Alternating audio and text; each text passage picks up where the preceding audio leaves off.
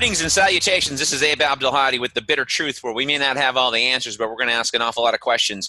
You can also become a bitter pill or a spoonful of sugar by visiting patreon.com/The Bitter Truth, where you can get some fabulous swag to make your life better. Today, I'm very excited to have a gentleman with me. His name is Andrew Heaton. Sometimes he goes by Heaton, but regardless, he is the host of Political Orphanage and also the sci-fi podcast Alienating the Audience.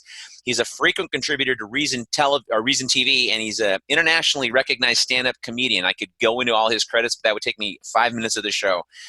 He's an accomplished author. One of his books is called Laughter's Better Than Communism. Please help me welcome. And you want to go by Heaton or Andrew Heaton? Heaton is my preference. Heaton's, if it works for Madonna, then awesome. You're Heaton. Yeah. Well, I don't even think that was her proper surname. I don't think her name was like Bridget Madonna. I think she picked that would be like the equivalent of me doing that would be going like, I want to be called St. Thomas. No, actually, like that. No, her parents were really fucking weird. They named her Madonna Maria. Oh, really? Yeah, Madonna Maria Chacon is her real name. Wow, okay. Super Catholic, which explains everything. That I have already learned so much. Can I tell you the biggest thing I learned this week, Abe? Yeah. And it's going to be simultaneously mundane, but also everyone listening to your show is going to gasp and go, "Oh, the reason that we ran out of toilet paper." Because everybody in America was like, "Why are we running out of we're all having an equal amount of bowel movements. Like even if you have corona, it's not a GI phenomenon." The reason we ran out of toilet paper, it turns out there are completely different industrial streams for commercial toilet paper, like you get in an office, and home toilet paper that you actually want to use. Like, the toilet paper at your office is terrible, right? The toilet paper at your home, way better.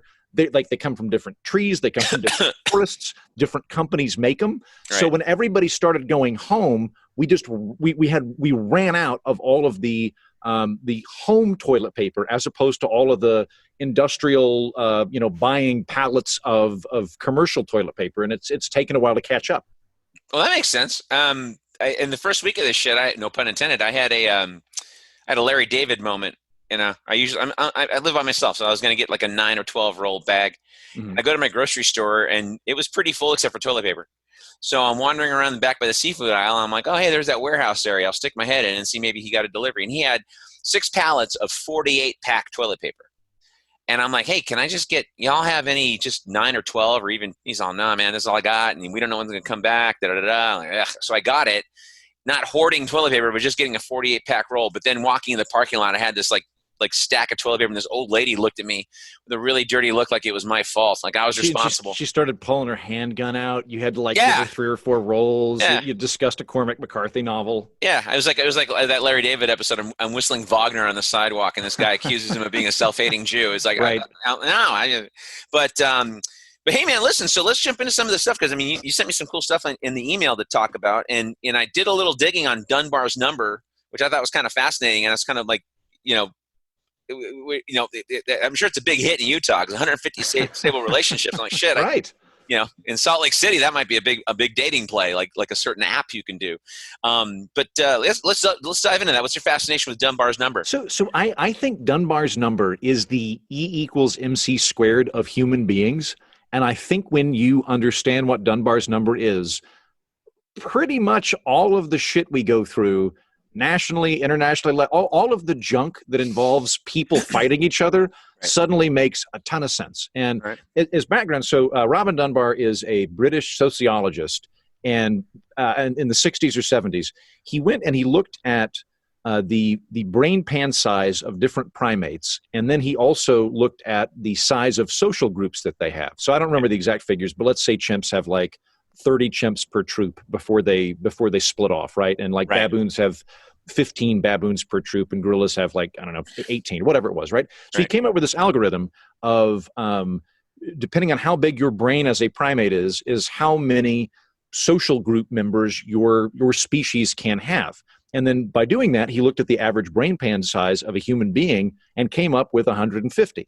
And so that is Dunbar's number. And 150 then is the amount of people a human being can understand as people, as individuals, as opposed to an abstraction. So if we read an email story today or a headline today that a mudslide in Pakistan killed 20,000 people, I know that's a bad thing, but it's completely abstract to me. I can't Sure. understand that as people. Like conversely, Abe, like if you said like my dog died, that would emotionally bother me far more than the death of these 20,000 people because I know 100%. you. 100%. And then or another way of putting this, I think Dunbar might have said this, but 150 people is as big as a group of human beings can get before you need name tags. Right. 150 people, you can know every single person in that group. If we were forming a village, we would all know each other. And that's because from an evolutionary standpoint, that's about as big as human being tribes got for 300,000 years, Sure. or 280,000 before the advent of agriculture allowed us to be sedentary and start growing, right? So that's what we're geared up for. And so on a 150 person group, which is to say, evolutionary, what all of our hardware wants us to do, if you and I have a problem, we just work it out. Or if our tribe, there's somebody slacking, we go grab Bob and we're like, Bob, you've really been slacking. You need to be gathering more turnips and killing more antelope. Like you need to get your shit together, right? We can do that. When you get past 150, we don't know Bob.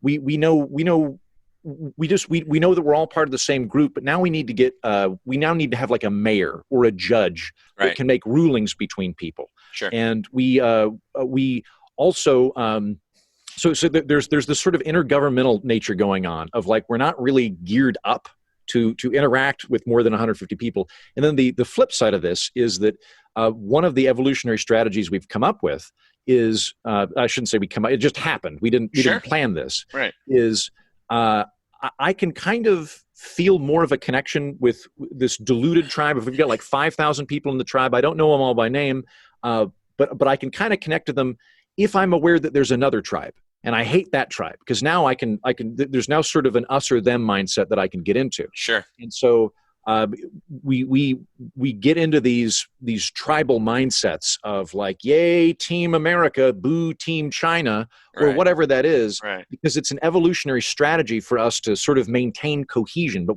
it's this bizarre thing where human beings crave another team to hate. It's not enough to love my team. I have to have another team that I wish horrible things for. Right. Well, and that kind of gets into like sports teams and shit like that, you know. And my parents aren't from here.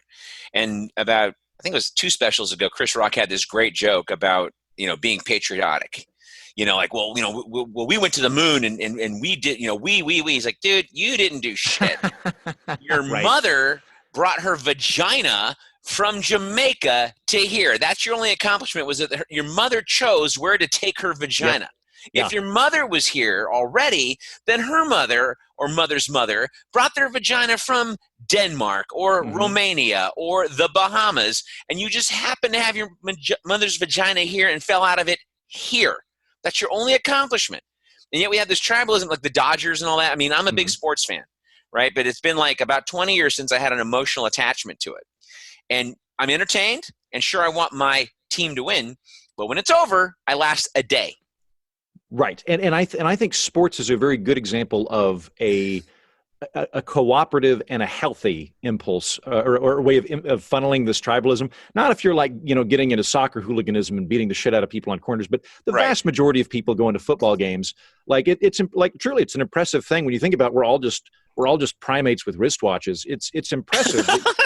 You can leave a football game where you're watching sublimated warfare. Like that's what's happening in our brains is our brains are going, oh, I'm watching my warriors fight the other warriors. And as you're leaving, you're like calling to the other team's fans going, you guys did some great defense today. That was impressive. We won, but you guys put up like that is an impressive accomplishment. And I think that's fine. I think that like we have that desire to tap into it, and that's good.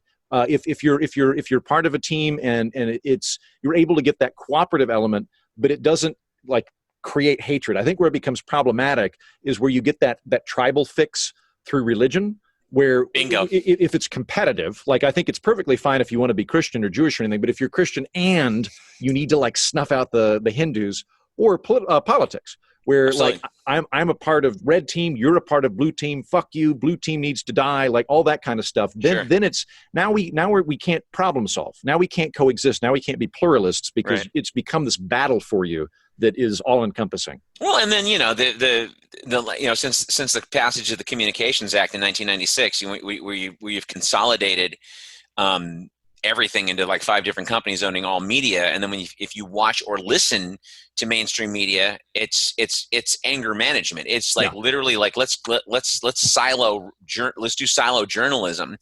And when Obama won the election, Bill O'Reilly and Sean Hannity shot to number 1 because everybody that hated the Kenyan Marxist Muslim spy, which by the way, he's the shittiest Marxist Muslim spy ever. He's killed more Muslims than any president. He's droned a lot of them. People forget about if it's just a cover. Oh, but no, it's just a cover. The Muslims are cool because it's just a cover. I'm like, all right, whatever.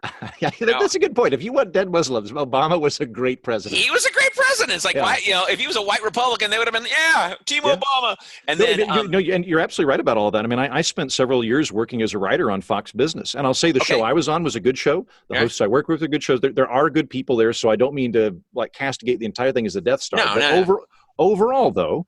At Fox and at comparable networks, the sales are made by tapping into this very deep, visceral, there's a good team and a bad team. Yes. And can you believe what the bad team did? If you need any more evidence of how evil the bad team is, this is how they are. See, that was my original point there, too, is that when Trump won the election, Rachel Madcow's numbers shot through the roof. Sure, yeah. Because then all the pseudo-liberal whatevers, they think that food's grown at the supermarket. They tapped into her, and oh my God, the mean orange man! What did he do today? And it's all these pseudo events. It's nothing about like say tariffs or war or oil prices. It's like he teabagged a stripper. He's a mean orange man. He paid her too and cheated on his pregnant wife. So Abe, can I ask you, because we both we're both comedians or have come out of comedy. That's how we met, was discussing comedy. One of the worst things about the Trump administration has been how abysmal the comedians have become, in my opinion. Because bunch of fucking ass kissers. But go ahead. Well, I have all these talented comedians that I know or follow, and if you just look at their online profile, all they do is log into Twitter. Like 8 a.m. What did he do today? Oh, I'm enraged now. And then just saying all the things. I'm not a Trump guy. I'm very anti-Trump. I understand that. No, I get it. But at the same time, though, I'm going to say being mad on Twitter is masturbatory. It doesn't do anything. You don't get it doesn't change anything. It's very self-indulgent, and it's the amount of people that have just kind of decided to really double down on that teamsmanship, but also just, I hate that guy and I automatically hate whatever he does, freaks me out. Cause I'm anti-Trump, but if Trump said in theory, if he went, I hate purple shirts, I hope I never see a purple shirt again, thousands of people would immediately go buy a purple shirt. And wear it online, right? And I'm like, I'm not going to give that kind of power over myself to somebody I don't like. That's crazy. Right. Well, see, and you make a good point though, because it's not trying to have an intellectual discussion online is like plagiarizing a comic book, Right. if sometimes I make the mistake of common sense and I get into these like pithy nuances, I'll write something on Facebook, which you can get away with more shit. And then somebody will get on there. Well, does that mean you like Trump? Well, no, not exactly. What I was saying was, and then you find yourself re-explaining. So what I learned to do, I have this friend of mine that I've known from back in the day. He teaches music now at James Madison. He used to be this born again Christian guy, and now he's an atheist, full on, whatever. So what he does in the mornings, it seems like anyway, because he has a big following, he'll just throw out a little tidbit out there.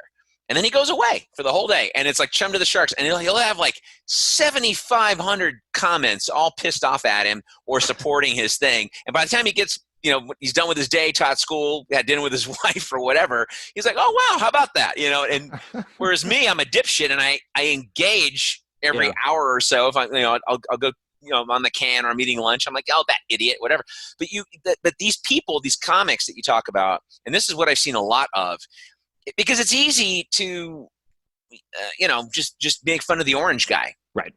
Because especially if you're a corporate network comedian, even Comedy Central's kind of these days. Trevor Noah is not Jon Stewart. And he's just soft. People, did you see what he said? It was so brilliant. No, it wasn't brilliant. It's corporate approved. It's CIA tested, mother approved talking points. These guys are not speaking truth to power, which, as you know, I think you did comedy way longer than I did and way more success than I did. But you understand that comedy is speaking truth to power. It's the job of the jester to tell the king he's naked. And these pricks don't do that. Stephen Colbert was one of the most brilliant dudes in the history of ever. That show he's got now is just absolute drivel. John Oliver, he uses his powers for the forces of evil, not good. You know, I'm curious. What do you so like? I'll say like I really like Steve Colbert. I do. It saddens me that he's got into a rut because I love the Colbert Report. I thought the oh Colbert my God, Report that was brilliant. sublimely brilliant. I haven't watched Colbert in about a year, but it does about when I watch him, I'm like, I get it. Trump's dumb. Like I get it. I agree, but can we do something else? Like I No, kind of and no. yeah. What out of curiosity, what's your problem with John Oliver? Because I disagree with him on some policy stuff. Yeah. Like I'm very much a regulatory hawk, and I think he's very pro-regulation. But I do appreciate the deep dives he does on policy. Like no one else really does that quite to the same extent. He does. But then sometimes, like for example, and look at the Trump administration. We've been living on the term quantitative easing, which is a nice way of saying we print more money. True. Yeah. And we've been doing that a long time. Long fucking time. And so to act like it's a new thing, when Jill Stein said it a few years back about forgiving student loans with quantitative easing, he did this entire half hour totally belittling her. And belittling. Wait, he was against quantitative easing? Yeah. Oh, I'm thrilled. You know why? I am too. No. But hang on. Not for the reasons that you, a person with integrity, would be about quantitative easing. He's against quantitative easing because it's Jill Stein and HBO, his fucking boss, is Hillary Clinton's number 9 contributor, which is why Bill Maher jumped the shark in 2016 when Bernie, and then Hillary got it. He got on board. Like the mafia says, they took him in the back room. They got his mind right with some rubber hoses, and they said, listen, that Bernie thing was real cute, but now you got to line up and da-da-da-da, and she's the one and not Trump. And he did it like that, not missing a fucking beat. That's when he jumped the shark, and that's when he lost me forever. Because with Bill Maher, I didn't have to agree with everything, but at least I believed he was being honest.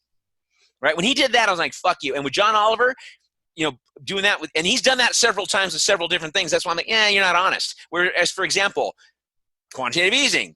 We've been giving the banks for the last, month, about $1 trillion a day. Student debt in this country is about $1 trillion. So one day of bank dick sucking, we would forgive all of student debt. And if you came up with a more advanced program, which people don't seem to understand, you can have people that paid for their own college, maybe, turn in their receipts and get a refund or tax credit for 10 years. That's what thinking people do, as opposed to blue team, red team, like you were talking about earlier. So I was about to say, I would actually if we can go down a policy rabbit hole very briefly. My big thing with student loans is before we start throwing money at it, let's figure out why it's become so expensive. Because I find that like kind of the Bernie Sanders crowd tends to want to just pay it all off. And I'm like, well, hold on, before we do that, why do you think it's because usually the Bernie Sanders crowd is, evil, greedy people are ruining everything. We're talking about like academia. We're talking about like public schools and Ivy League and things like that. Like it's not a giant corporation we're talking about. So right. like if I were going to do that, what I would do is give students the ability to declare bankruptcy. I think that's weird that we have this one thing you can't Thank discharge. you, Joe Biden. Awesome. Yes. Was that him? Yeah, it was. My God. Oh, yeah, it was. I could tick off his sins by rote, man. That piece of shit. Yes. Crime bill. Crime bill. Gutting regulations. That guy's a fucking prick. And anybody telling me to vote. Defensive Marriage Act? Yeah. Thank you. And suddenly now it's like, War in Iraq? War in Iraq, Libya, Syria, name it. And this is what's so funny. Believe all women, unless they're a Democrat, unless they're Bill Clinton. Then you don't believe all women, right? Guy flew on Epstein's plane 26 fucking times, and we're not going to talk about that. His wife ran a semi-professional team, which his only job was to handle Bill Clinton's bimbos. The quote, Bill Clinton's bimbos. She had like 11 people on staff to slut-shame any woman that came out against Slick Willie.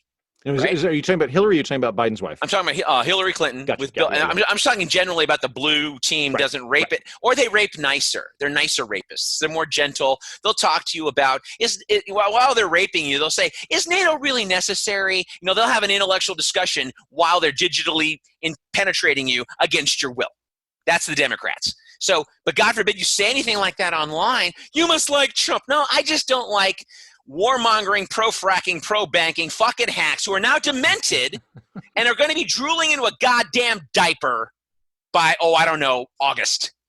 So Abe, what are you planning to do come the election then? Are you gonna vote for one or the other? You gonna go third party? Oh, I except since 1988, with 2 exceptions, I have voted third party pretty much the last 30 odd years. Wow. Okay. Cool. Yeah. All right. So, are you then? What would the ideal third party candidate be? Like would it be? Would you hope that there'd be kind of a Bernie-esque person go green? Are you hoping that Amash runs libertarian? Well, see, here's the thing, and not to get too into the weeds here, but Bernie isn't Bernie, right? Bernie's wrestling. Bernie, I wrote a paper about 3 months ago called Bernie Sanders is Comfort Food. I write for the TexasFreePress.com. It's a libertarian site, but they have people like me on there. For how much longer, I don't know.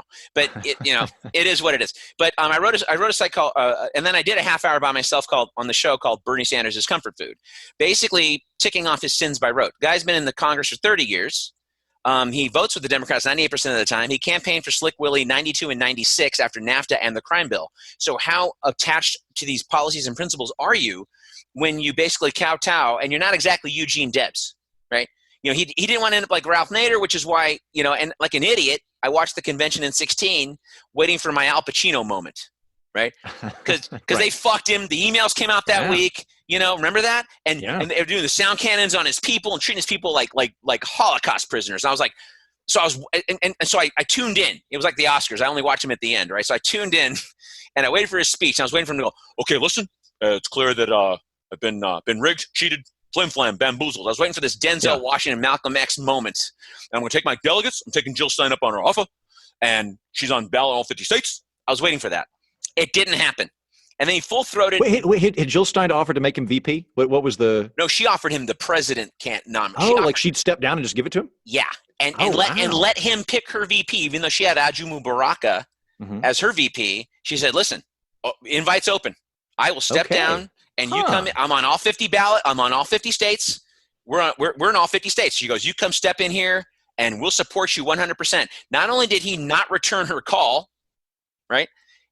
He went out and full-throated supported Hillary and did 37 campaign stops for her on the Bernie Express, which was paid for by those $27, if you recall. So yay team. I'm supporting this cause that is a direct antithetical whatever to the zenith of evil, which is Madam Head Injury.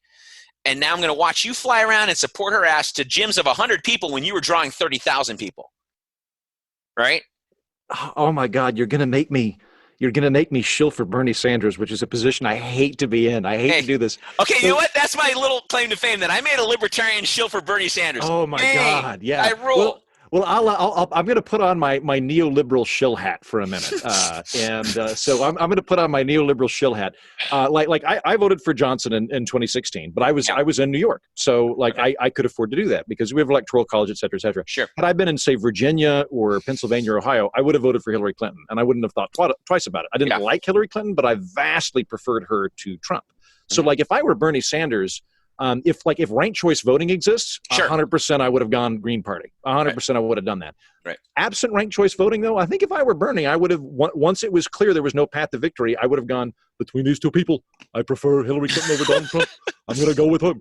So I don't really blame him for. See, but I do blame him though, because if let's just take something super simple that we can all agree on, right? I'm not anti-Semitic. I like Jews. They're cool people, right? All right. Okay. Good. I'm glad we established that. I'm going to get on this bandwagon too. I also like Jews. I like Jews. I don't like Zionists because they're pricks, but I like Jews, right? But if some guy came out and his platform was to kill all the Jews, and I know I'm being extreme here, and then I lost the nomination, but now I'm going to support the kill all the Jews guy, that's how I viewed Bernie Sanders.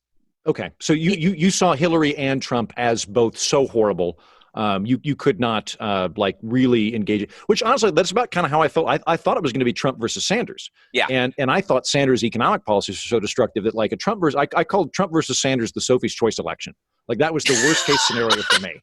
Because if it was like Trump versus Biden, like in my mind, you basically have two policy train wrecks, except one of the trains keeps getting lost and one of the trains enjoys plowing through cows for fun. Right. So I'll go with a lost train between the two. See, but then that's the thing too, and I made this point in my article on Bernie Sanders' comfort food. A President Sanders would have made Jimmy Carter look like Teddy Roosevelt, because a President Sanders would never have gotten a mandate. He would not have had a Democratic, or I'm sorry, take that back, a true progressive mandate to help him get his policies through and or get out of the regime change wars he claimed to want to get out of.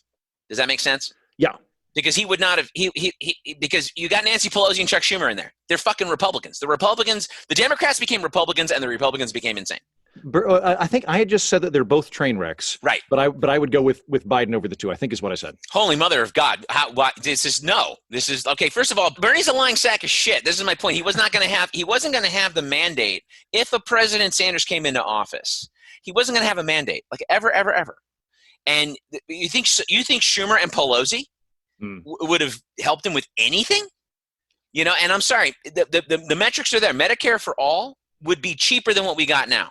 And our taxes would go up to 0.2 of 1 percentage point. I know people paying premium 6, 8, 10, 12 grand a year. This is my day job, by the way. So I see what people pay for their health insurance at work and or as a private market. You're paying tax to a corporation. So why not pay less tax and get something that's not marketed by an unregulated monopoly, which is a predatory, flawed product, which may or may not cover you, right? That's the other part of it. So we're of one mind that the current American healthcare system is not good. We're all. I'm gonna give you a pro and a con real quick. The pro, actually, I think one of the for neoliberal shills like myself, I think the you're not you're libertarian. You can't be a neoliberal guy. I think I can. Like, I'm on a spectrum of like George Will to Andrew Yang. So it's like A to B minus, right? Yeah, or A minus to B minus. Yeah, if because I wouldn't say Yang's, because like I'm for UBI. I'm a moderate on gun control. Like, I'm for a social safety net, and those don't tend to be libertarian things. So I have to like I have to make myself somewhat more nuanced. But so whatever that's the Heaton spectrum there. Like the good pitch on Bernie is, I think you're right, he wouldn't get much done. And I'd say, like, overall, like, if I'm going to have if we're not going to get much done, much of which I think would be destructive economically if Sanders were in charge, then terrific. And also, I think my Democrat friends would quit flipping out, which would be nice. My social life would be better. My dating life would be better. So that's a good pitch for Sanders. I disagree with you on the metrics of Medicare for all. Okay. And I'm going to say real quick, sure, I'm in favor of universal health care. Okay. What I'm not in favor of is single payer healthcare. Like, okay. I think in terms of what would work in America better, I think like a Singapore system would be better than like basically trying. I think like Sanders basically wants to have like a British NHS style system for the whole country, right? Right. And that kind of I don't think we could pull that off. He has a lot more faith in the American government than I have. Well, I'll tell you what, we have a lot of faith for single payer war. True. Yeah, we're in 9 wars now, and they're all paid for by the taxpayer. If Exxon had to pay for the wars, they would end tomorrow. Yes, Exxon and Raytheon would win the Nobel Prize if they had to pay for the fucking war. Yeah, that's a great policy provision. I think that's great. I wholly agree with you. And that's what I'll say. That's one of the interesting things too, is that when push comes to shove, almost everybody votes economically. Like, I think I would put my top priority is not killing people. Like, I think that's my top thing.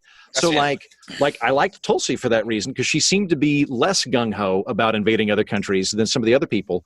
That was my big concern with Hillary. I think like one of the better arguments in favor of Trump in 2016 was Trump is an asshole, but he's at least like kind of a isolationist asshole, whereas Hillary's like an out-and-out war hawk. She's basically a Democratic John McCain.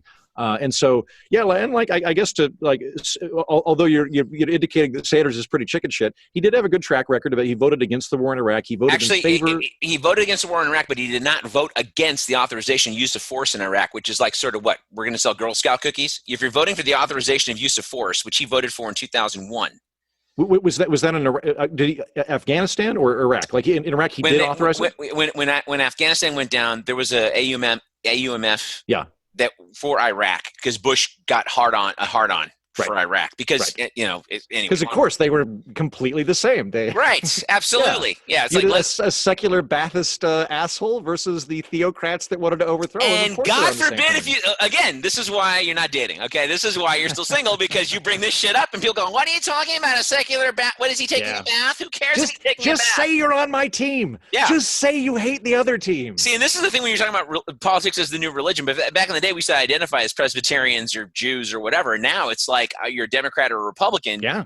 And what's funny is that they are less different than they were 30 years ago. Yeah. They're the same, except for gays, guns, and abortion. They're the same fucking guys. They take money from the same fucking people, and they fly on Epstein's plane and fuck the same kids. They are not anywhere near different, except for the Republicans are more insane than they were, say, 30 years ago, and the Democrats became Republicans. Mm-hmm. And people ask you, they'll say, well, what do you mean by that? That's not true. Yeah, it is. Why the Republicans are insane, how I know this, in 2018, they voted for 6 Nazis and a dead pimp. That's a fact. Right? And the Democrats are like more Reaganish. Well, they are, but they do have a like there's different camps in the Democratic Party, and sort of the ascending camp is that Justice Democrats, AOC, Bernie wing. They're a minority, but they are a growing wing. Not anymore. Not anymore. AOC's completely co-opted. How so? Because I don't follow her that directly. Oh, I'm an asshole. I follow all these people so I can make Yeah. fun of them. Yeah, no. So first 3 months into her deal, she did that little echo stunt where she went with the Sunrise Movement in Pelosi's office. They did a little sit-in, right? Yeah. Which is what she was elected for, by the way, to speak truth to these motherfuckers. But within 3 months, she's on the cover of Rolling Stone, her and the Fraud Squad, posing with Madam Pelosi, right?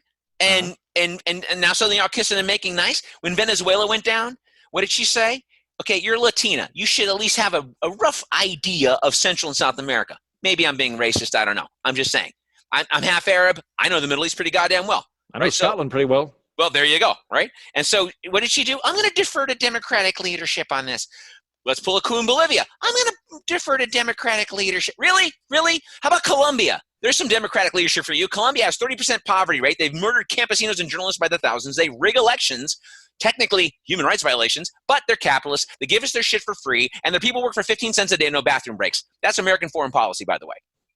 American hegemony, if you want to explain this to your dipshit liberal friends who don't know what that means, this is my simple explanation. I slap you in the face, surprised that you didn't pay me for it, and even more shocked that you hit me back. That's American hegemony, because Jesus said I can slap you in the face. And there's really like that is a thing where if you're talking to the average person, there are people would rarely identify them as such, but there are different camps of foreign policy. Like there are people that are, I think we need a strong presence abroad. There are people that are isolationists. When you get to the presidential level, the spectrum is maintain the status quo to invade more people. No one ever backs down. There's not like a Trump, for all of his rhetoric of being an isolationist, he didn't pull us out of anywhere. Like if he pulls us out of Afghanistan, props to him. But he basically just maintained what Obama did. Obama maintained what Bush did. Bush expanded everything. But you don't have people that pull back. It tends to. It's like a ratcheting effect. It always errs on the side of getting fucked, you know. And that's the thing. When you talk about Trump being a knothead, and you know he was, and obviously he was lying about all the shit he said he was going to do when he ran. However, when last fall, the Wesleyan Media Project put out a study that said that Trump spoke to policy 4-1 over Hillary Clinton.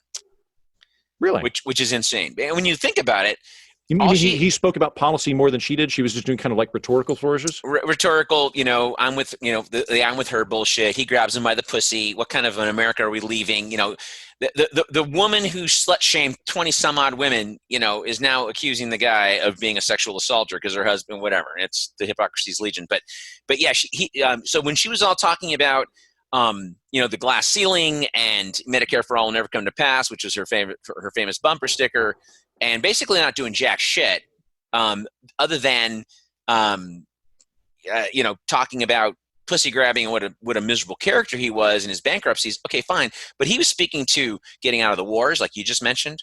He was speaking to bringing jobs back. He spoke to policy 4-1, ham-fisted and toddler-like that it was.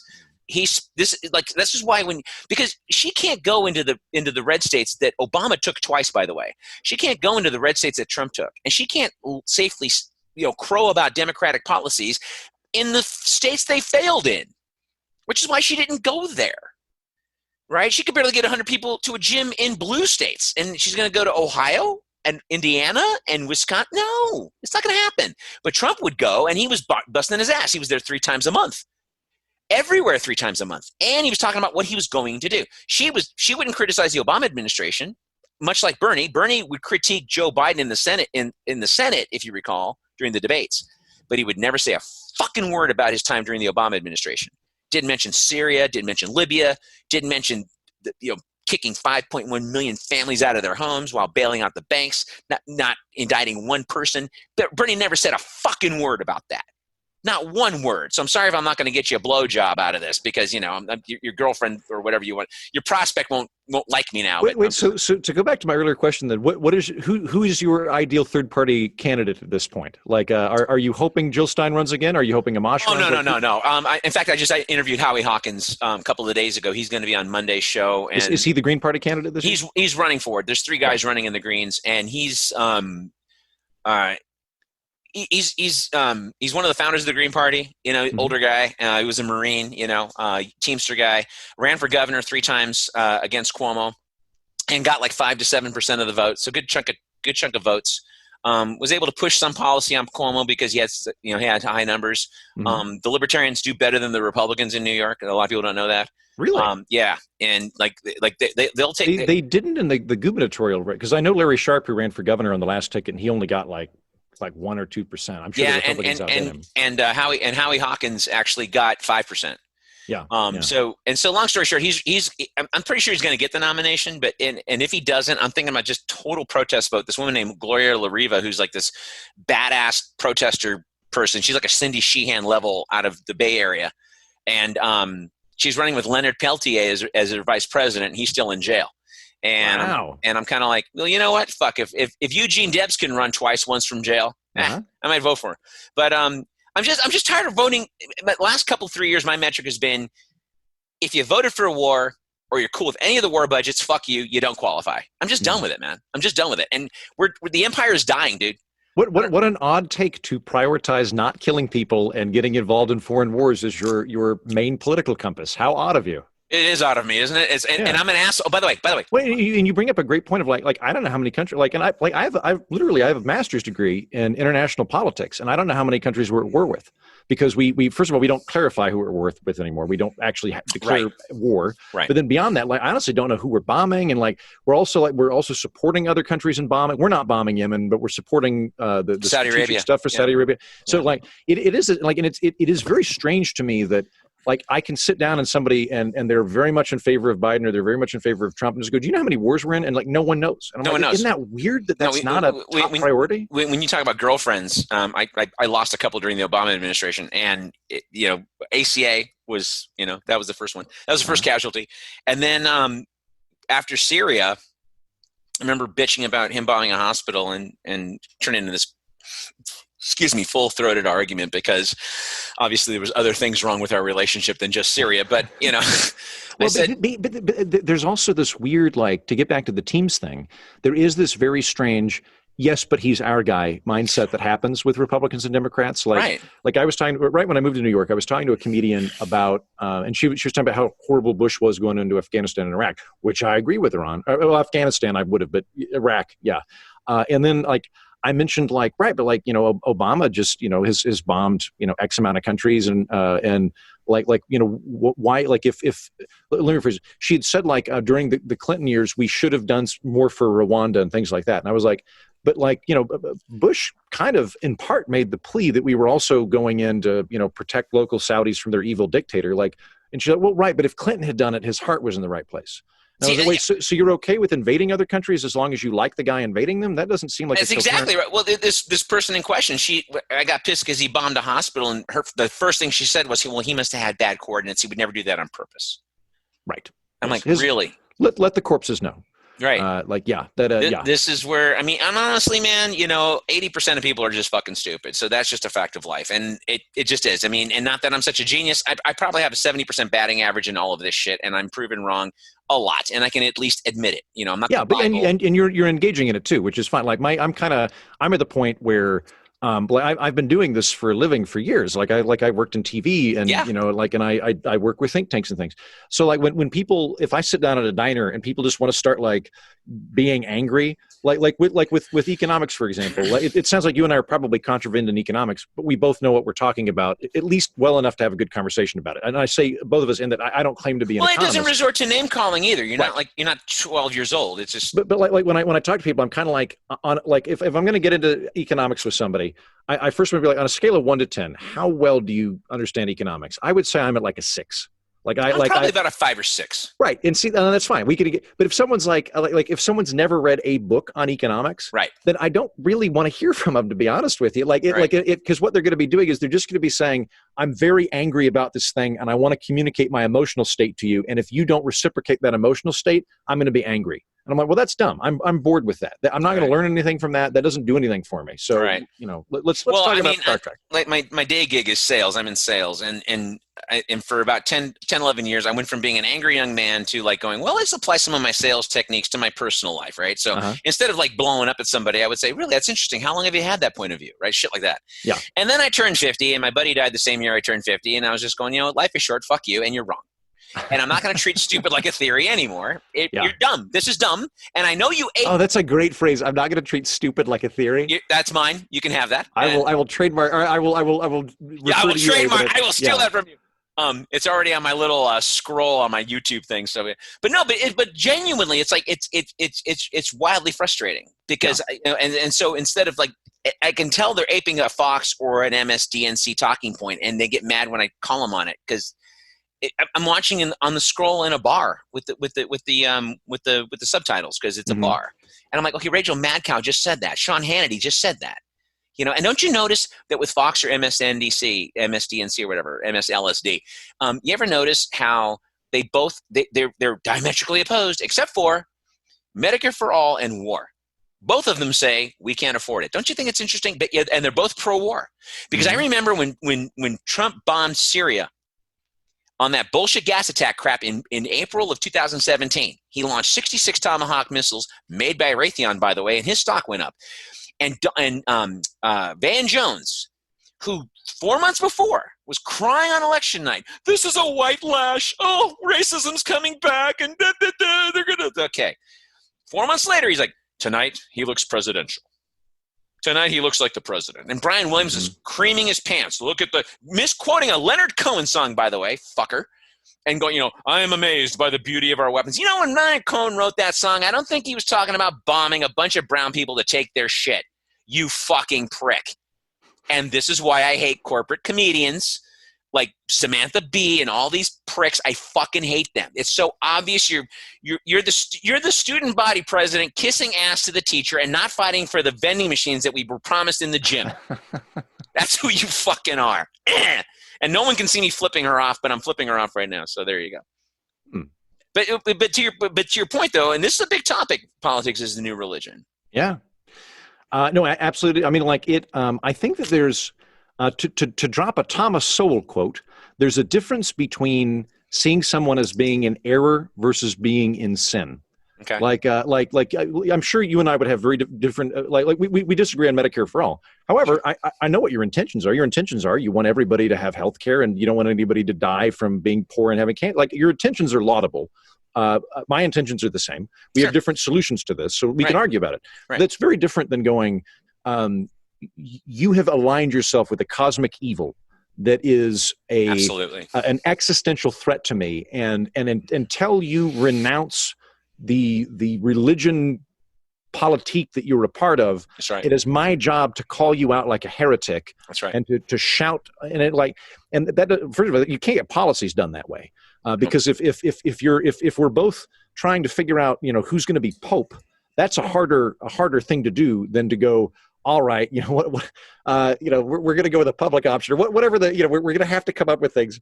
I'm sure that you would view public options as weak sauce, but my point is, at a governmental level, there has to be some amount of compromise, and you can't do that if everybody on the other team is an evil existential threat. Well, it's the same thing with the fucking Democrats with this Russiagate bullshit. They spent 4 years instead of building a third party or doing something productive. They pimped the theory that that Alex Jones couldn't make up in his fucking wildest. And Rachel Maddow, I mean, she's a cute lesbian with glasses and so she's a little nerd with glasses, so everyone trusts her. She was pimping factless theories, right? One night she was on, I remember about 2 years ago, she was on talking about, it was the winter, and she's like, what if the Russians turned off the power grid in South Dakota? It's 20 below right now. People would freeze. I'm like, okay, I'm sorry. Whoa. Do you have a memo? Do you have a voicemail? Do you have Vlad saying, listen, we're going to turn off power grid in South Dakota, make for freeze everybody, like Siberia? The fuck where are you getting this shit from? Out of her ass for $7 million a year. Michael Bloomberg did a pretty good job of laying that to bed, in my opinion, because Michael Bloomberg spent more money on a presidential campaign than anyone else in American history. Yeah, and he got Guam. Mm-hmm. If he can spend that much money and only get Guam, I'm kind of hesitant to think that the Russians can just buy Facebook ads, because that's again what to my knowledge, no one's claiming that they hacked like the voter system. What they're claiming is they bought Facebook ads. And you know what? I saw the hearing with the CEO of Google, and that genius Jerry Nadler claim to fame. He said that Russiagate was like Pearl Harbor.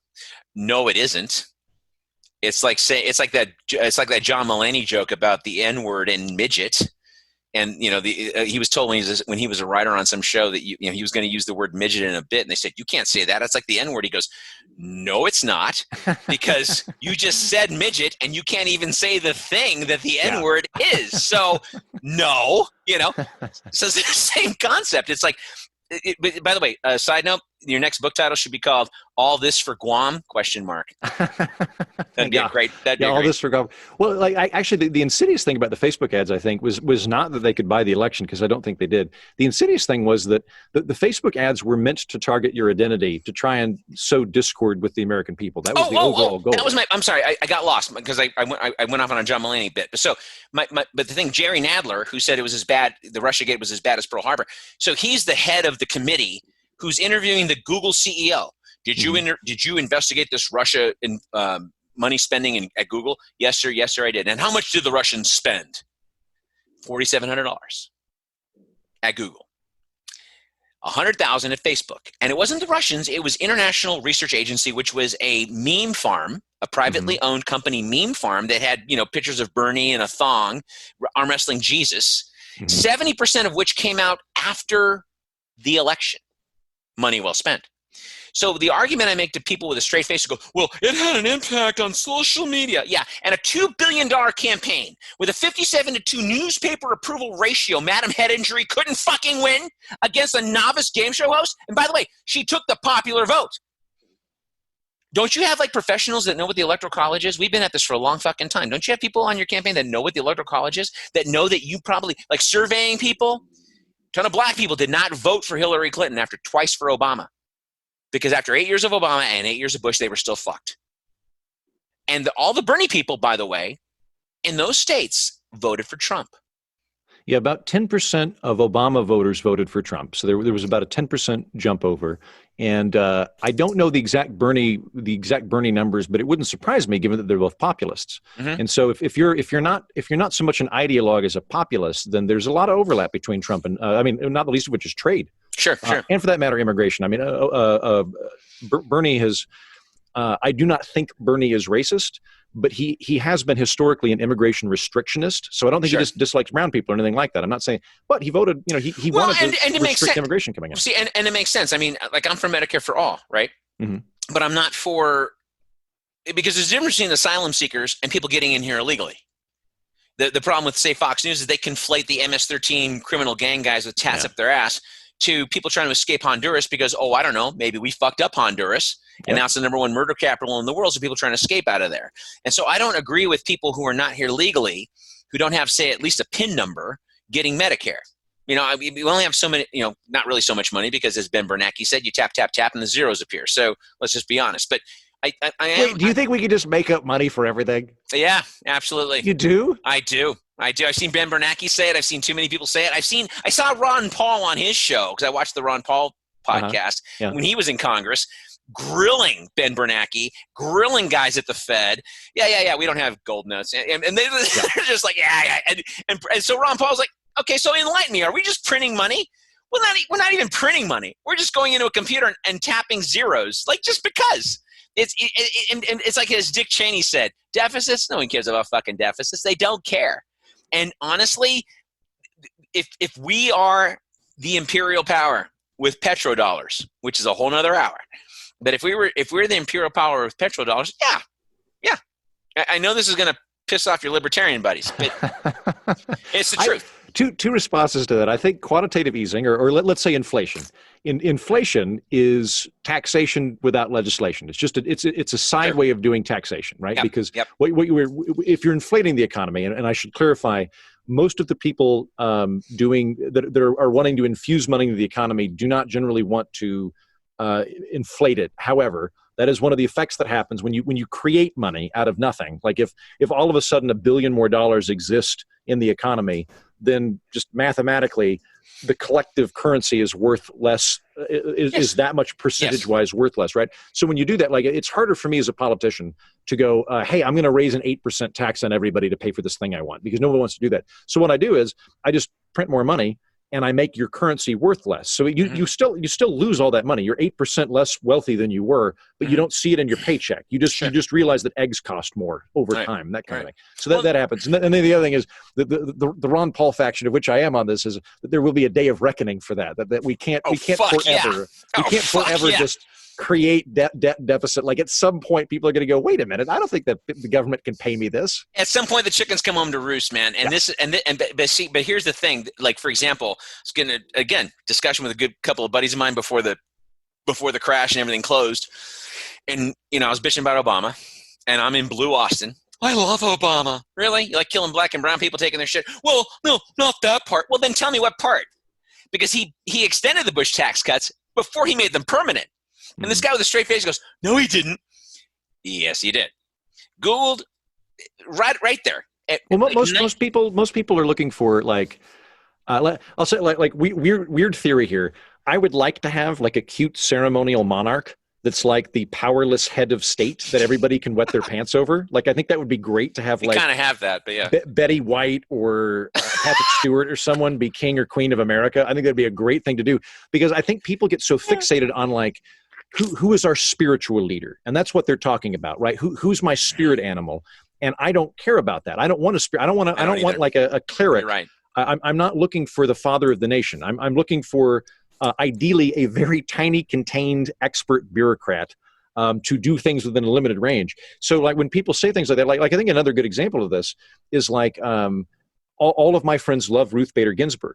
And it's like, that's fine, but I'm like, what's your favorite case that she wrote that you, or what brief do you like of hers? Yes. I don't know. What do you? I like that she's liberal. Well, there's not really such a thing as liberal jurisprudence. There's living constitution and there's originalism, but those we're talking about a different thing now. And like even Ruth Bader Ginsburg, like she was best friends with Scalia. She's very pro-choice, but she thinks Roe versus Wade was poor. Like, but no one's thinking that way. They're thinking in terms of like, well, she's tiny and cute and progressive and a woman, so I like these kind of spiritual elements to her. It's not so much her actual philosophy. And I'm like, well, that's fine then. Now we're just talking about mascots. That's fine. You can have your mascot, but like we're not. Let me hang out with the people that know what they're talking about with jurisprudence. Sure. Well, see, but to your point though, and you've got background. We've talked about a few times. I mean, you've got background. Yeah, I used to work for Congress. Like I've got a master's degree, and yeah, you've got background. I mean, you're a smart fucking guy. So doesn't this like infuriate you to the point of wanting to choke the shit out of people when they say things like, "Oh, that's just history"? I'm moving to the point now where I am happy to engage with people if they're going to teach me something, or if it's going to be a good sparring match. But if it's just going to be, kind of catharsis for them, I'm getting better at eschewing it. Because then I'm just like, it makes sense. Then I'm like, I would rather talk to you about ghosts and what you think about ghosts. That to me will be a more entertaining meanwhile, subject. I'm sure your blood pressure is lower than mine. You have all your hair. So for another example, to go back to the beginning of the program, I don't argue about politics on Twitter anymore because I think it's useless. I see no value to it. I live tweeted one of the Democratic debates, and like a few people liked what I did. A few people were really mean and nasty. And I went home and I thought about it, and I was like, I didn't get any listeners to my program out of this. I didn't make any money out of it. I don't feel better as a person. It was just this weird, hate porn thing. And I'm done with that. That's a good term. That's a good term. Hate porn. Yeah. But see, so Easter, Easter weekend, I posted a couple of things. And, because people love to blame Trump for everything, because we had no problems before January of 17, right? None at all. That's right. Yeah. The world was great, fucking awesome. And so I posted, and some asshole put, who I know is a Christian, by the way. So this was fun for me. Mm-hmm. And I stole this joke from Bill Hicks. I admit it. And he said, well, that's history. I go, well, then don't bring up Jesus to me, because that was history. And he's all, yeah, I'm a fucking pagan, and fuck you. And Jesus won't pick me up at the airport, so fuck you some more. I mean, I can't. One thing I like about getting to this age, I can't say fuck you enough. And I just say it about anything. I don't care. Let's sacrilegious. I don't care. Fuck God, fuck you, fuck your religion. Your government lied to you. Your religion lied to you. Everybody lied to you. Sorry. And this is where like a guy like you, by the way, who is sane and cogent. Thank you. Frighteningly sane, yeah. Yeah, frighteningly sane and cogent. It just, I don't know how you stomach that attitude that it's just history. That doesn't, in the past, it doesn't matter. It's how we got here. Trump is the symptom of a failed society, a failed system. He's the hairball that the Roman Empire, listen, the first 44 guys were Constantine the First. Trump is Commodus. And if he lives past his second term, which I don't think he will, he's going to have a heart attack like Warren Harding, or he's going to drown in the bathtub, or he's going to be struck by lightning with a golf club. Something's going to happen. And then it's going to be like the land of 90-day popes. Remember the 90-day pope? I'm older than you. You remember this. So in the late 80s, we had a couple of popes that lasted about 3 to 6 months. Oh, this is like John Paul I and those guys? Yeah. And then John Paul II came because John Paul I was alive all of 90 days. And then they, I don't know what the fuck happened, but it was just like really insidious. Like, oh my God, like what the fuck does he know something that, maybe the small kids thing was coming. I don't know, but they were killing these guys like that a couple in a row. Okay. So I have to pause you. Who do you, so you're basically positing somebody would whack the president. Oh yeah. Who and We've done why? it before. Who and why? Oh shit, I don't know. Franz Ferdinand was an innocuous vice duke. He wasn't even a duke. He was an archduke, which is like a vice duke, and he started World War I. Who the fuck knows? It's like a powder keg. The first Intifada in 1988 happened because of a car accident of Israeli soldiers running into a bunch of Palestinian day laborers. So to be clear, you're not connecting the dots of like Trump has said X, therefore the deep state will knock him out. You're just saying you think that it is a dangerous enough plane of existence that a president is always worried about that? Because here's the thing, like he's the establishment would prefer Biden because he's a nicer face to the establishment, right? Like, and by the way, if Biden wins, or if even Bernie won and didn't get us out of any wars, no one would pay attention, just like with Obama. You remember with Obama, the first 3 months of his presidency, he did that victory lap in the Middle East, apologizing. We've been bad actors. We've been bad actors. We're gonna behave better. Remember that? Right. Yeah. And within 6 months, he was steaming back in. He supported the Saudis with Yemen. He got into Syria and Libya and Sudan, and just didn't fucking care, right? He had a drone list. He had a kill list every Tuesday. I'm going to get up and kill some folks. I got to kill some folks. He just didn't care. Yeah, the CFR, Council on Foreign Relations, they had a report out at the conclusion of his presidency that he dropped 36,000 bombs on 8 countries his last year in office. This is his last year in office. 2016. Yep. 36,000 bombs, 8 different countries. Which, and I got to say, this is a fascinating psychological thing where Republicans care about limited spending when they are the minority. Democrats care about war when they're the minority, but it doesn't work the other way around. Like I find that like if Democrats are in power, no one's checking them on bombing people because the good people are in power. When Republicans are in power, Republicans don't care that they're spending money on tanks and Raytheon and things like that because our guy's in it and he's saying the right things about capitalism. So both of them will pull a punch on that. But if President Romney had theoretically dropped 36,000 bombs on 8 countries, I think he would go down in that alternate history as a massive warmonger. Right. Well, and I've had Cindy Sheehan on the show a couple of times. And one of the things she talked about was when she started her protests, her kid got killed in Iraq in 2004. So she started protesting the Bush administration. The funny thing is she also protested the Obama administration. Now, she had a ton of support when she was protesting the Bush administration, right? Hillary Clinton came out, Pelosi came out, Boxer, all these people came out. Oh, my God, you're doing the Lord's work, Then she started protesting Obama, and they called her a racist. And she goes, that's interesting, because I voted for Cynthia McKinney in 2008, who's like the black lady. So if I'm a racist asshole, I did vote for the black lady who ran for the green ticket. So I don't know how racist I am. And, and when you look at, like, you remember in the Iraq War, it was like it became like this romanticism, like the Vietnam protests. All these so-called liberals came out protesting Bush and hanging out at the federal building in L.A. and all. I don't think you were in L.A. at the time, but it's a big deal. Long story short, Obama comes in, and the only 2 people protesting the Obama wars were Medea Benjamin and Cindy Sheehan. Everyone else went to sleep at the wheel. Didn't even know we were in wars. I was having open arguments with friends of mine because I'd be apoplectic about the latest fucking thing, whether it was, Palestine, Israel, or whatever. And, oh my God, no, he would never do that. Like, yeah, he's not Santa Claus. Yeah, he would. He gets an erection like I do. He takes a shit like I do. He's a goddamn human being. And if you pay me enough money, I might kill your mother. So don't give me this shit that he's better than me or better than you. He's not. This is when you talk about politics as religion. It's become like the new and people have forgotten. You made this point about probably half an hour ago, and we got to wrap up in a little bit here. But the thing that really chaps my head, you made this point a little bit ago. We kind of forgot that these people work for us, and we put the celebrity worship, this idolatry, on these people.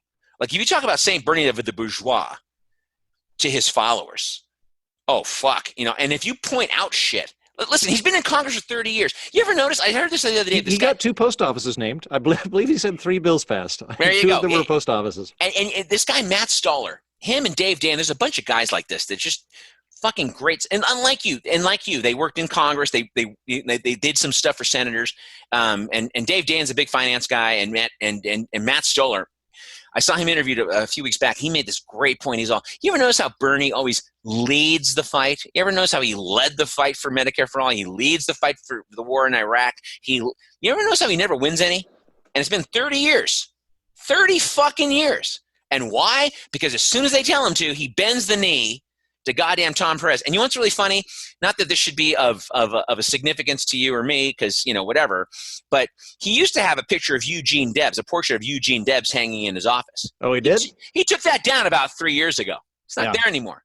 Really? Yeah. Kind of like Google took the phrase, do no evil or whatever it was. Yeah. That's gone now. Ever since they started selling shit to the Chinese to help them censor their crap. Well, so to go back to my theory that we should make Patrick Stewart or Betty White monarch of the United States, one of the things that I think our British friends stumbled onto that I think is a really clever accident of history, that Sure. the Europeans have done this. So like when I say monarch, I don't mean hereditary dictator. I don't mean like Saudi Arabian king. I'm very much against despots. Sure. But like in America, we have separation of church and state, which is great. I'm very glad we have that.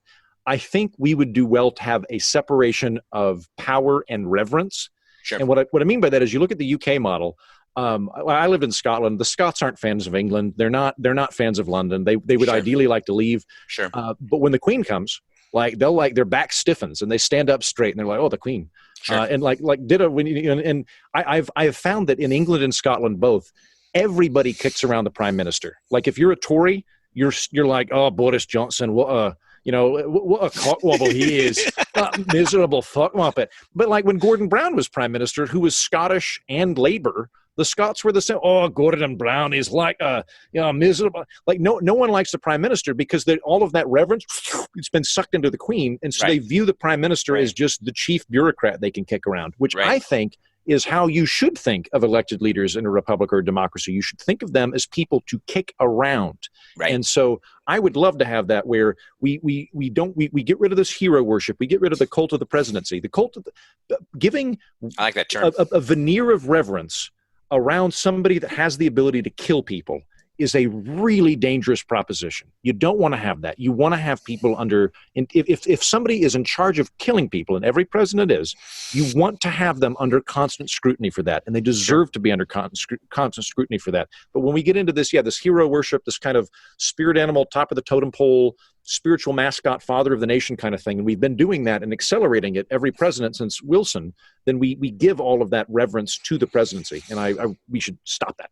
Well, so let me ask you a solution then, because you've worked in that realm. You've worked in think tanks. You've been around those kind of guys who think like that, right? And people, some of them very bright, but a lot of them, in my opinion, possibly of marginal intelligence and dubious ethics. But what is the solution, for example, to get back onto? Because we haven't declared war since World War II, and ever since Truman invented police action, we've been doing that religiously for 70 years. How do we get back to that? How do we, and does the Patriot Act negate that? Does the NDAA negate that? I mean, Obama gutted habeas corpus. He gutted posse comitatus. I mean, how do we don't get back? Now when you say back, are you referring to just kind of getting to like a pre-Truman, pre-Wilson? Not even pre-Wilson, pre-Truman. I mean, because Wilson needed a declaration of war. He spent 2 years lobbying for it because he turned in the Lusitania, which was basically some like the Germans took a shit in your pond. I mean, 138 Americans. Well, they were on a British ship. And the Germans did warn you, if you put a ship in our lanes, we're going to shoot it down because guess what? We're at war, dickhead. And Churchill. Wilson's. I'll throw out I think I'm not even saying this hyperbolically. Wilson was a fascist. Absolutely. I hate Woodrow Wilson. But continue. I'm sorry. Yeah, I was about to say the term wasn't in vogue at the time, but if it had been, he would have identified. Absolutely. And also Eugene V. Debs. You talked about who threw him. He threw him in prison. for running for president, for the crime of running for president. Right. Like, yeah, and he had it was either 100,000 or 300,000 domestic spies in the United States spying on neighbors in case you said ill about buying war bonds. That's a fascist president right there. You know, it's really funny. So Warren G. Harding, who was only president all of 9 months, he died of a heart attack. I think he was banging a stripper in the Lincoln bedroom. They said it was a heart attack, but he was a total player. But anyway, his only real good thing that he did in 9 months, because as a fuck you to Wilson, because Wilson pardoned all the guys he put in jail except for Debs. And the first thing that Harding did was he pardoned Eugene Debs. Nice. Because he was like, yeah, you know what? Fuck Wilson. And he pardoned him, right? Like he wasn't in office a month. He's like, oh, that Debs guy? Yeah, I hate Wilson too. Fuck you. And he pardoned him. And this was back when Republicans were Republicans, right? And this is the thing people forget about the Republicans. You know, I just wrote an article for Texas Free Press last week talking about, I call them, you belong to the toddler party is what I called it. Because if you're so attached to your goddamn party, you're a fucking toddler. And I talked about how a third party can win. And you know this because this is your wheelhouse. The Republicans, how they formed in 1854, by 1860, they swept the Congress and the White House without a plurality of the vote. And without TV or internet or airplane, they had Pony Express and a train and Morse code, and that was it. And still, they took the presidency in 6 years. So a third party can't win? Who fucking told you that? Who told you that? Like, this is what makes me so mad. Like, oh, you vote for you throwing your vote away. No. I'm not voting for your cocksucker. That's what the problem is. Your guy's a cocksucker, and their guy's a cocksucker. And we're bombing people. We wonder why nobody likes us. You know how much it is? Okay, to get back to policy really quick and wrap up the next couple of minutes here. Okay, it takes $20 billion a year to feed and water the entire planet. It takes another $80 billion rather, to house the entire planet that have no housing. So we could feed and house the world for $100 billion. What do? We spend $1 trillion to occupy 149 countries, support 73% of the world's dictators until they don't like us, and then we go against them. Right. Watch if Israel or Saudi Arabia. We're very good at arming people that will eventually fight us. We've got an excellent track record on that. It's like the Bill Hicks joke. We got to bomb Iraq. They're loaded with weapons. How do you know? Well, the check cleared last week, so we got to go in there.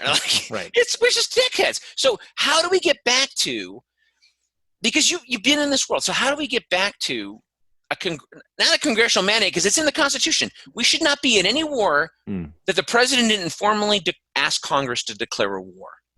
How do we get back to that? How do we get rid of the Patriot? How do we get rid of this shit? I mean, that's the $1 million question, right? I think one, it would probably involve having like if you had, say, a sizable opposition to what we're talking about in running Congress, and Trump was for it, to where you could capitalize on anti-president stuff, like maybe.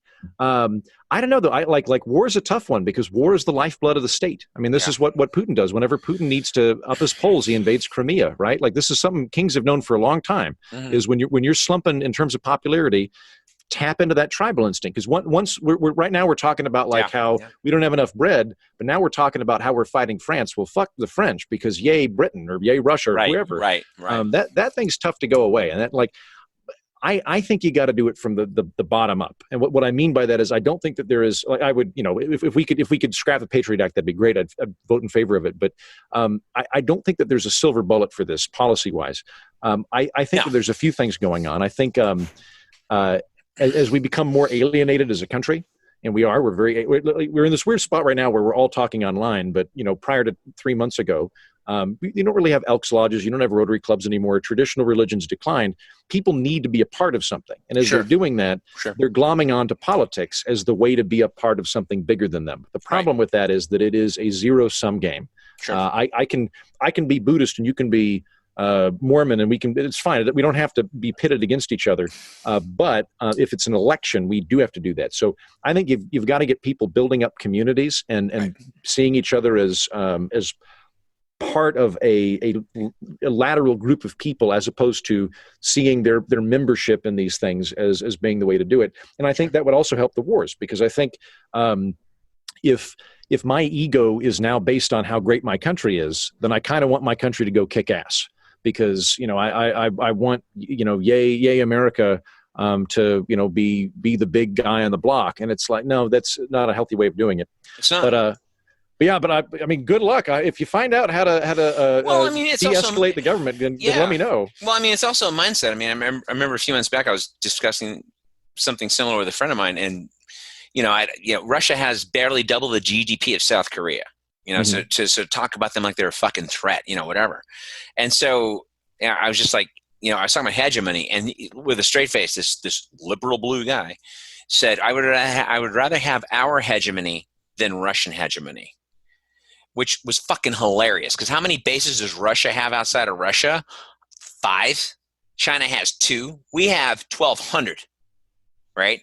So first of all, for you to utter the words "our hegemony" versus theirs, that gets into that whole religious thing again. And was he saying in a hypothetical world he'd rather us have the 1,200 bases than them? Because I agree with that. Like, if they were going to be an equal-sized hegemony, I'd prefer our hegemony. Yeah, well, I mean, his attitude was he thinks they have a hegemony, and he thinks we should have ours over theirs. And I'm sort of going, no, that's not. And honestly, that would be the equivalent. Like, if they had a hegemony, it would be like this. Imagine if China had military bases in Canada and Mexico. Yeah, and that's how they feel. Like, it's not the same equation at all. And also, too, we're running NATO up their ass. We are on the Russian border right now. Oh, and also, like imagine Rhode Island, or like to flip it on China. Imagine like Rhode Island seceded, and like the Confederacy retreated to Rhode Island, and then like the Chinese government backed Rhode Island, and like the Confederates are saying like, we're going to come back and invade you any day now. Right. And the Chinese are just giving them bombs and stuff. Yeah, we're on everybody's doorstep in a way that they're not on ours. Well, see, and I don't mean it's not all one world government, but this is where I get to kind of speak to your point. The original thing of this is that I would rather make peace with our enemies and deals with our friends. Good. We're not going to invite the Chinese over for Thanksgiving dinner, but fuck it, let's make a deal. Right? North Korea, I don't care if Trump thinks he needs a Nobel Prize. Fuck it, just get it done, dude. Right? Israel, don't quit supporting a bunch of fucking fascists shooting 6-year-olds. Sorry, they're a theocracy. They're not the only democracy in the Middle East. Actually, Iran has elections too, and they're a fucking theocracy. So Israel is a theocracy. Sorry, they just declared themselves the Jewish state. Hebrew is the official language.